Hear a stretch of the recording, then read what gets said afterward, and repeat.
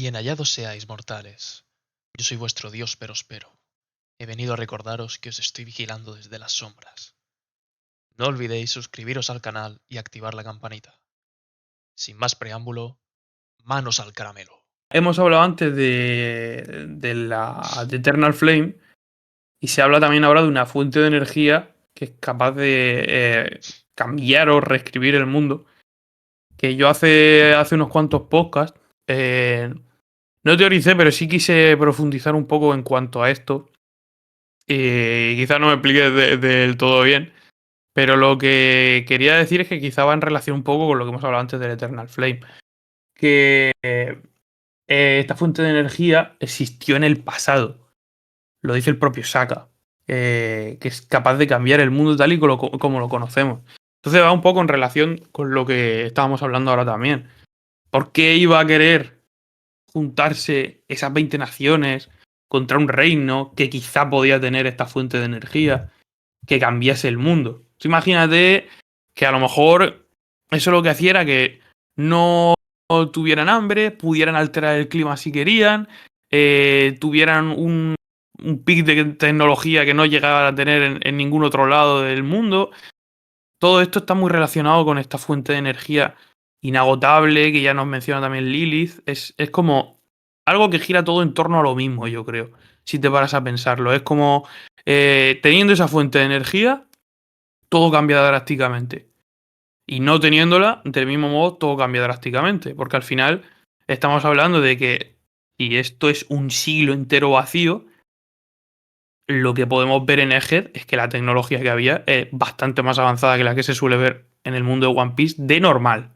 Es decir, si te vas a zonas en las que obviamente hay más relevancia, pues se ve que hay más. También hay más tecnología. Véase, si te vas a Amarillo, pues por ejemplo, puedes ver que hay tecnología similar. Pero aún así se sigue viendo como algo antiguo, ¿sabes? Sí, Todo el mundo entero no se ve como algo contemporáneo. O sea, no se ve como algo contemporáneo, quería decir, perdón. Sino más bien como algo del pasado. Es decir, es como poca tecnología realmente lo que se puede llegar a ver. pasando a otro de esos misterios todavía sin resolver, quiero comentar algo respecto al robot antiguo que hemos mencionado ya, este robot que ha despertado con cierta energía, digámoslo así, ¿no? Pues sabemos que este robot atacó Marilloa hace 200 años. Y esto lo quiero hilar también con un dato que también nos han dado, pero que realmente conocíamos más o menos de Tesabondi, que nos dio Robin, y la misma Robin lo vuelve a repetir aquí en Egghead, y es que hace 200 años fue también cuando empezó la discriminación hacia los Gyojin. Y me parece muy interesante, son los dos únicos datos que tenemos de hace 200 años, el robot atacando Marilloy y la discriminación de los Gyojin. Tiene que haber una relación clara en estas dos cosas, pero muy clara. ¿Cuál es? Voy a teorizar lo mío a ver a ver qué te parece o qué os parece. Yo lo que creo, lo que sabemos, es que este robot atacó Amarillo hace 200 años, pero que no causó ningún daño como tal porque se quedó sin energía.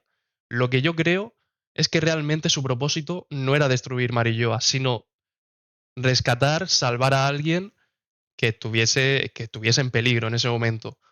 Y yo creo que van por ahí los tiros de que tuviese que ver algo con un Gyojin y que esto la gente se enterase de que este robot fue a rescatar un Gyojin o fue un Gyojin el que activó el robot de alguna manera.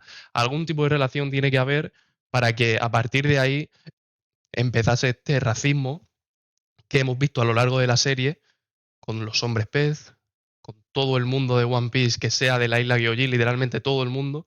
Y yo creo que tiene que tener relación con esto. Y Y que creo al final que... surge de arriba abajo. Es Correcto. decir, si estuviese relacionado con Marilla, también tendría todo el sentido porque son los Tenryubito quienes principalmente impulsan el tenernos como esclavos. Sí. Y Sí. claro, si un gobierno mundial, como es o sea, si el gobierno mundial como tal, en plan, los jefes de los jefazos, directamente te hacen ver que son seres bajos, que son malos, que son esclavos, que son inferiores, tal, pues claro, obviamente todo el mundo va a acabar adoptando esa misma postura. Pero tendría bastante sentido esa relación del ataque a Amarillo con o por un Gyojin, es decir, ya sea porque un Gyojin lo activa, como tú dices, o porque van a salvar a un Gyojin. Entonces, quizá ese odio o ese rencor nació ahí. Y ya los hicieron ver como algo más bajo o como discriminatorio, inclusive. Claro, porque yo al final siempre he pensado que esta discriminación existe desde el siglo vacío. Yo siempre he pensado que existía desde ahí, pero claro, al tener esta información y al saber que esta discriminación empezó hace 200 años, al final fue bastante tiempo que duró esta discriminación, pero es cierto que llegó bastante a tiempo Otohime. La reina Mm. Otohime llegó bastante a tiempo para parar esto. Es decir, estuvieron más de 100 años con esta discriminación, pero sí que es verdad que por lo menos yo pensaba que había sido durante más tiempo. Pero no, entonces es muy interesante. Yo creo que vamos a conocer a personajes o algún Gyojin que tenga algún tipo de relación con Joy Boy o alguno que tenga esa, vamos a llamar la voluntad heredada, ¿no? Porque no conocemos a nadie, pero absolutamente nadie de hace 200 años. Y yo creo que con esto que nos han comentado tiene que haber algún personaje muy relevante que tenga que ver con toda esta información. Quizá algo así como un Fisher Tiger, pero más Sí. antiguo incluso. Incluso es que es un personaje con mucha relevancia. Mm. Es un personaje muy importante, sí. ¿Qué Bueno, y tenemos luego después? sí, hablando un poco de lo que viene a continuación, también podemos ir hablando de Vegapunk y de las frutas del diablo. Sí. La relación que tienen, porque al final él sabemos que está trabajando con factor de linaje, etcétera, y, y es él además quien explica que un poco el cómo desarrollan las frutas del diablo a partir de cero, desde cero, es decir, de qué manera tratan de desarrollarlas desde cero, que es Más un poco bien de qué manera lo teoriza él. efectivamente, efectivamente. Hablando del factor de linaje, principalmente, eso es una cosa que creo que también tiene bastante que ver con el tema de las logias. No sé cómo lo ves tú. Sí, yo creo que, bueno, aquí Vegapunk vemos que nos comenta el tema de las frutas del diablo, que básicamente no son otra cosa que como una posibilidad humana de evolución que siempre han deseado, ¿no? Quiero poder volar, quiero ser más fuerte, quiero convertirme en gigante, quiero teletransportarme de un lado a otro, ¿no? Al final son deseos de los humanos que, digamos, digámoslo así, se han conseguido materializar en frutas del diablo, o esto es lo que está teorizando Vegapunk, ¿no? Y conocemos también la información de que él puede replicar perfectamente las frutas Zoan, las puede replicar perfectamente, y también puede replicar las paramecias con lo que has comentado tú del factor de linaje a través de esa sangre verde que tienen los serafines, que lo hemos visto, que cada uno tiene una fruta paramecia, Sbire tiene la de Kuma, Snake tiene la de Hancock, Mihawk tiene la de Mr. One, ¿no? Entonces ahí se ve que también se pueden replicar y de manera efectiva, que no hay ningún tipo de fallo. El problema viene cuando se habla de las logias y es muy interesante porque no se nos llega a decir como tal que no se pueden replicar las logias. Nos dice que no ha sido capaz de replicarlas. Pero eso no quiere decir que no exista la posibilidad también de poder replicar las logias. La pregunta es, ¿cómo replicar las logias? ¿De qué manera lo harían? Y a lo mejor tiene que ver con esto que estamos hablando anteriormente, de esas fuentes de energía que pueden crear, como estaba comentando Lilith antes, un sol.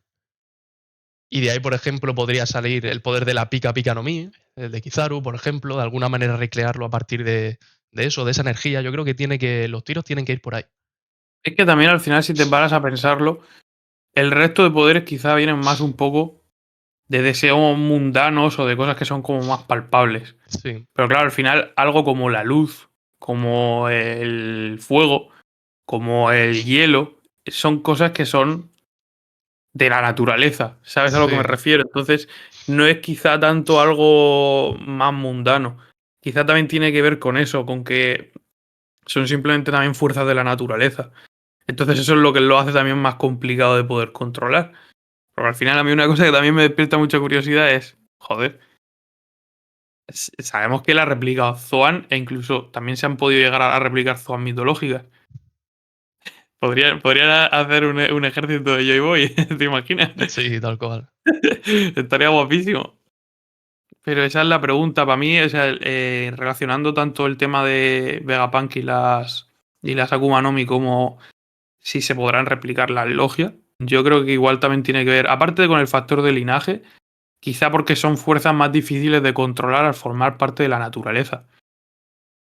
Sí. Quizá puede tener algo que ver por ahí, también eso. Ya sabéis, gente, todo lo que penséis de nuestras teorías, comentar vuestras propias ideas y Claro, incluso al ideas final, que dejéis en los comentarios, podemos sacar vídeo de ellas.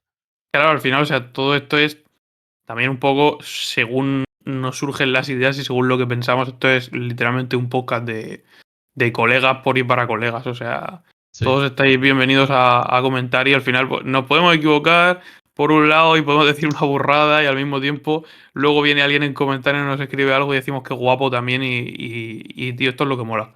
Lo que mola de esto es eso, retroalimentarse de esta manera. Y como mola tanto, vamos a seguir con más misterios. Efectivamente. Y el siguiente misterio que tenemos por aquí es el de ¿a qué aliado llamó Vegapunk en el capítulo 1071? Es una pregunta que a lo mejor ya tiene su respuesta, porque dice el mismo Vegapunk que es un aliado que tienen dentro de Egghead, ¿no? Y al final, pocos capítulos después, vemos a Sentomaru y pues Sentomaru estaba en Egghead y entonces les ayuda con todos los pacifistas estos Mark III nuevos, que si también pelea con Kizaru y tal. Y eso podría ser un aliado, pero podría ser perfectamente a quien ha llamado, pero si no era él, ¿a quién podría haber llamado? Yo tengo por aquí apuntado que a lo mejor podría referirse a Stussy, pero Mm. claro, es una posibilidad que yo descarto porque al final ella estaba junto a Luchi y Kaku en todo momento. Y no creo que haya podido coger el Dente Mushi estando con él al lado y que le diga, oye, Stussy, échanos una mano, ¿sabes? Es que a no Entonces, ser que le hubiera dicho, dice, no, Luchi, un momento que estoy indispuesta, me han sentado mal el plato de lentejas que hemos comido antes, vuelvo ya, sí, voy al baño. Se va al baño y habla, pues ya, yo también lo veo un poco complicado. Yo creo que es más bien lo que has comentado al principio, yo creo que sería Sentomaru, seguramente. vale, Porque encima también la relación que luego hay entre él y Kizaru, buah, eso es incluso más, como, me parece que está todo un poco más relacionado, en el sentido de decir, joder. Llamó a Sentomaru, que al final se conocen de toda la vida, está por Egghead, le echa un cable en plan. Creo que van por ahí los tiros, seguramente. sí, Y bueno, hablando un poco de Stussy, eh, hay algo que a mí siempre me ha resultado muy curioso y es su habilidad. Te quiero decir, no sé exactamente definirla muy bien, pero la tía se le fue la cabeza, salen unos dientes y le pega un bocado así a la altura del cuello a Luchi. mm, bueno, Y, A Kaku también, es verdad. Claro, claro, y a Kaku, en plan, me parece algo full random. Y de hecho se desmayan, ¿no? Sí, es Entonces, que no sé exactamente cómo tomarme esto. ¿Tú de qué manera lo analizas? em, no sé muy bien, porque además no solo el tema de los dientes, de los colmillos, esos que saca, sino aparte saca unas alas. Tiene unas alas como si fuese el diablo, ¿sabes? Si fuese ahí, no sé, una cosa mala, tío. Te lo juro que a A, mí me da miedo. a mí hay algo que no llego totalmente a entender, o me gustaría tratar de entender, que es, ella es un clon, ¿no? Ella es un clon, ¿Vale? correcto. Partimos de esto. Entonces, siendo un clon, pues una de dos. Claro, a ver, si tú estás experimentando para hacer el clon de alguien, entendemos que tienes los conocimientos suficientes también como para poder llegar incluso a modificarlo. Sí, Entonces, el que no se mencione que tiene ninguna fruta del diablo ya me resulta curioso de buenas a primeras, porque eso no se suele mencionar de buenas a primeras, a no ser que tengan muy claro que es una fruta del diablo. Me explico. sí, Cuando sabemos que un personaje tiene una fruta del diablo y la vemos nueva por primera vez, nos lo dicen. Nos lo dicen de primera, a no ser que eso tenga alguna cosa rara detrás, o que no se puede decir aún.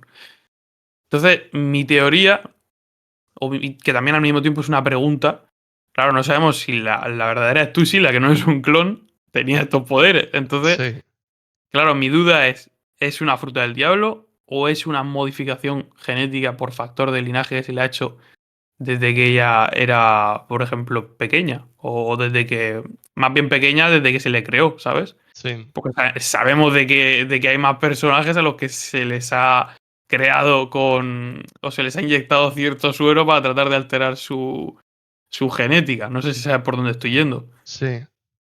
pues entonces ya no sé si al final puede llegar a ser incluso algo que se le haya dado, o si es una Akuma no Mi. Mi teoría es que al ser un clon, pues claro, si me puedo poner a teorizar, yo creo que quizá incluso es una modificación que le hicieron y así tenían literalmente un arma de parte del gobierno. Pero les ha salido rana. A mí Les ha salido... lo único de Stussy que quiero comentar, ya pasamos al siguiente misterio, es que no pasa lo mismo con los Serafín que con Stussy, pero si recuerdas cuando están haciendo las modificaciones de Kuma hay un momento en el que aparece Stussy, que Stussy también conoce a Kuma y tal, y como que Vegapunk menciona más a Stussy como si fuese una humana. O sea, al final es una creación suya, es un clon, pero como que se refiere más a ella como humana. No sé por dónde coger esto, pero bueno, lo que pensé lo dejáis en comentario, que si tiene una fruta del diablo, que si es algún tipo de modificación que tal. Entonces habría que analizarlo eso más en profundidad. Sí. Después hay un panel que me resulta muy interesante, que pasa muy desapercibido, y es en el momento en el que Zoro empieza a combatir con el serafín de Mihawk, y conforme se acerca, Zoro le dice a él, te ves más humano que el propio Mihawk. Por eso sabía que no eras tú, ¿sabes? Es algo muy interesante. Y bueno, ya tenemos unos shorts subidos en el canal de una teoría de Mihawk, que el mismo Oscar hizo. Así que si tenéis preguntas sobre ello, id a echar un vistazo porque puede que tenga relación con eso, con tema de Mihawk, de su espada, que igual Mihawk sea un poco una encarnación de esa espada, de la propia representación en forma humana. Entonces, con ese diálogo que tiene ahí Zoro con el Serafín, puede salir una información bastante importante. Claro, que igual puede ser simplemente una broma, porque Zoro estuvo conviviendo con él y dijo, joder, este tío es que no parece ni humano. Sí, De lo fuerte que es, de lo seco que es el condenado y de que parece una persona muy fría. Entonces, claro, quizá puede ser una simple broma, pero puede ser una broma que a lo mejor esconde algo más severo detrás, ¿sabes? Porque al final está hablando con con una máquina, es con lo que está hablando, no está hablando con otra cosa, y lo llama más humano incluso que al propio Mihawk. sí, Me resulta chocante, desde luego.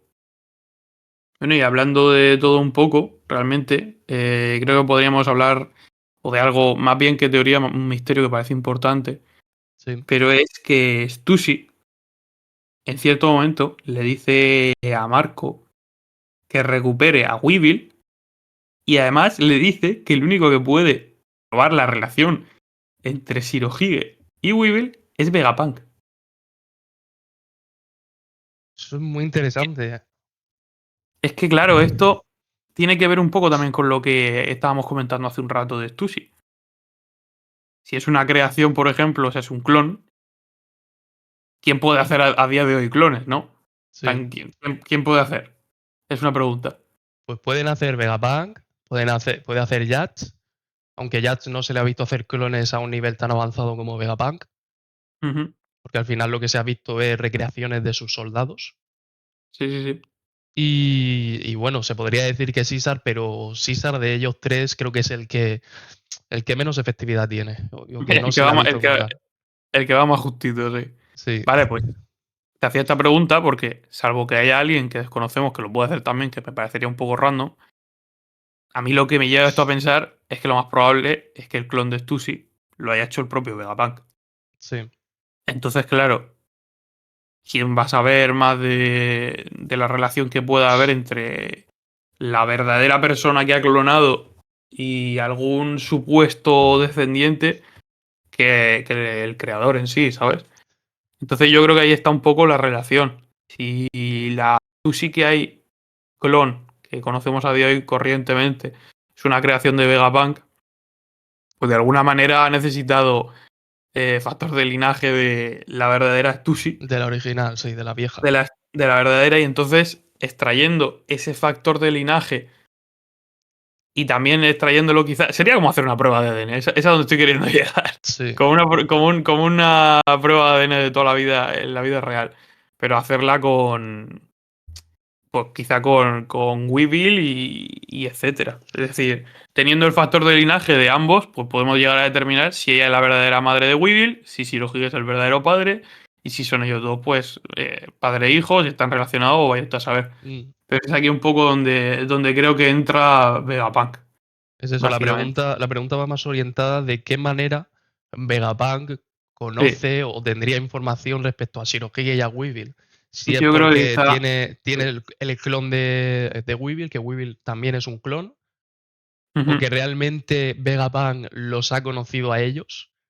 Porque siempre estamos poniendo el hecho de que Vegapunk, si conoce a alguien, este es un clon, este es no sé quién, pero ¿y si realmente los conoce de verdad? ¿Y si realmente Weevil es realmente un hijo biológico de Shirohige?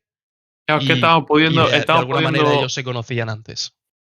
estamos pudiendo hablar que a lo mejor, pues es que hay varias cosas. Podría ser hasta un hijo que se ha hecho, por así decirlo, in vitro, ¿sabes? En plan, a lo mejor cogieron factor de linaje de uno, factor de linaje de otro y crearon a Weevil. Eso por un lado. O puede ser que verdaderamente sea un hijo biológico. Vaya usted a saber. Sí, Ahí está la gran duda. Yo creo que la relación, sin duda alguna, tiene que venir por el factor de linaje. Porque tiene el de la supuesta madre al hacer el clon. Y pues claro, habría que ver si es compatible con Shirohige y si hay relación ahí. pues Que yo creo, por lo que entiendo, perdón, antes de que te corte, por lo que entiendo, la clon de Stussy lo sabe. Es decir, directamente es que lo sabe. Perorín, perorín. Perorín.